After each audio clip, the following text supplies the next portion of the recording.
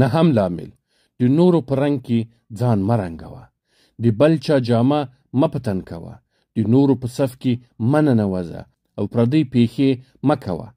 بېشکه دا یو دردونکی عذاب دی او ډېر خلک داسې دي چې خپل ځانونه، اوازونه، خوځښتونه، ویناوي الهي ورکړي او خپل ټولې وړتیاوې هیرې کړي دي او په دې ټولو کې د نورو خلکو په پله پل ایښی چې دا ټول په پوره سختۍ او تکلف سره سرته رسوي. دا ټول تکلفات د انسان شان له خاورو سره خاورې کوي. له آدم علیه السلام نه راواخله تر وروستي مخلوقه پورې 2 کسان په یو شکل او خوی نسته او نه کېدای شي. نو په الهي ورکړه او اخلاقو کې څنګه یو شان کېدای شي؟ ته د الله تعالی په مخلوقاتو کې یو ځانګړی مخلوق یې چې د نړۍ په تاریخ کې یې مثال نسته او نه به ستا په څیر بل کوم څوک راسي. ته په ټوله معنا له نور مخلوق څخه توپیر لري. ته د زید او زید ستا په څیر نسی کېدای او همداشان ته د عمر او عمر ستا په شان نسی کېدای. نو ځان د تقلید په ګرداب کې مه اچوه. هڅه وکړه چې پر خپله بڼه او خوی باندې واوسېږي.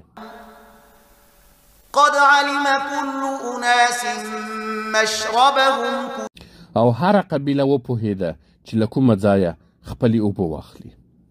ولكل وجهة هو موليها فاستبقوا الخيرات.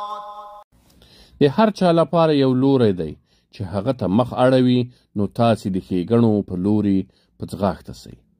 څنګه چې پیدا سوی یې همداسې ژوند وکړه. خپل آواز، بڼه او حرکتونه مه بدلوه. په مزل کې دې توپیر مه راوله. خپل ځان د وحی په تعذیب سره مهذب کړه، خو خپل وجود مه لغوه کوه او خپلواکي دې مه وژنه. ته ځانګړی رنګ لري، ځانګړی خوند لري. زه غواړم چې ته په خپل رنګ او خوند کې واوسېږې، ځکه ته همداسې پیدا سوی یې او موږ دې هم همداسې پیژنو. نو د نورو په رنګ کې ځان مه رنګوه چې څوک ویني د هغه خوی، خاصیت او کړه وړه خپلوي. خلک په طبیعتونو کې د ونو له نړۍ سره مشابه دي.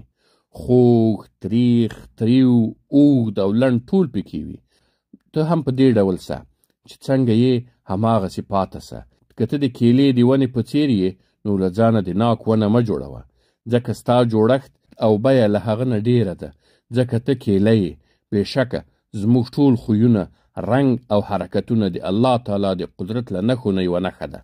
نو ته ترې انکار مه کوه.